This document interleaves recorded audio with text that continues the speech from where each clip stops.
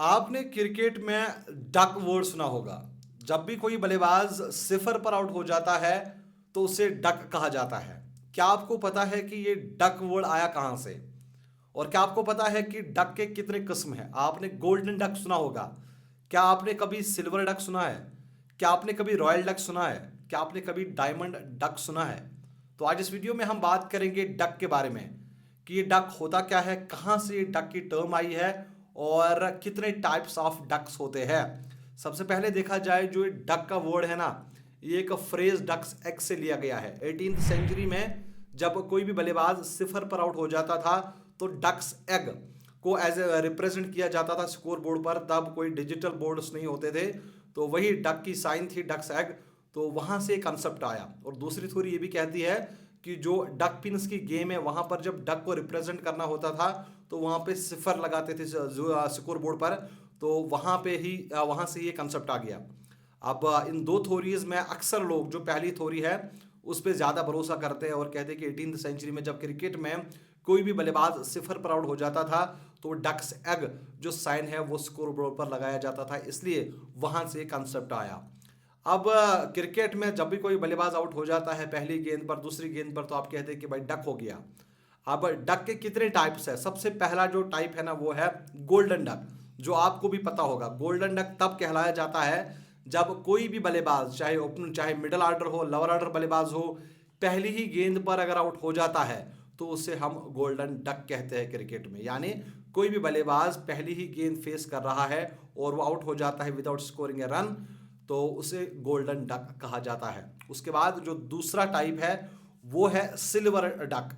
अब silver duck का मतलब है अगर कोई बल्लेबाज मोर देन वन डिलीवरी, यानी एक गेंद से ज्यादा फेस करेगा, दो गेंदों के ऊपर वो कोई रन नहीं बनाएगा और दूसरी गेंद पर वो बल्लेबाज आउट हो जाता है, तो उस सूरत में उस बल्लेबाज को सिल्वर डक कहा जाता है। यानी ये बल्लेबाज सिल्वर डक पे आउट हो गया।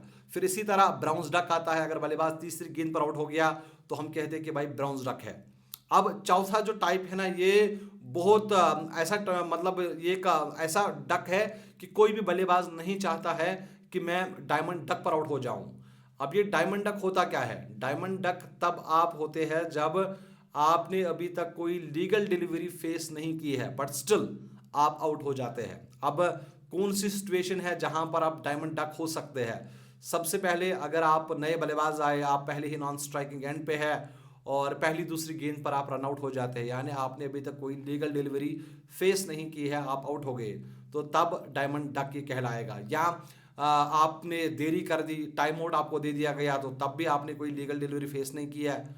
और अगर आप बल्लेबाजी कर रहे हैं, बल्लेबाजी करते हुए पहली गेंद, दूसरी गेंद, मतलब अगर आप पहली गेंद फेस कर रहे हैं और उसके बाद वो नो बॉल थी या वाइड बॉल थी और फिर आप स्टंप आउट हो गए, रन आउट हो गए, तो वहां पर भी आप डायमंड डक हो सकते हैं। तो ये और एक टाइप है।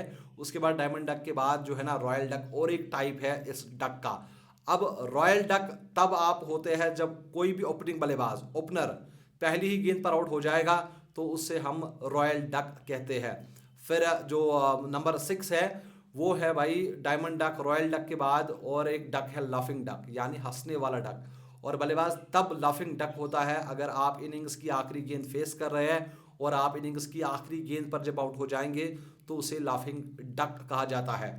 फिर और एक टर्म है पियर। अब पियर का मतलब है अगर किसी भी टेस्ट मैच में या फर्स्ट क्लास गेम में आपका जो कोई भी बल्लेबाज है वो आउट हो जाएगा सिफर पर दोनों इनिंग्स में, यानी पहली इनिंग्स में भी उन्होंने सिफर बनाया, दूसरे इनिंग्स में भी सिफर बनाया, उसे हम कहते हैं पियर।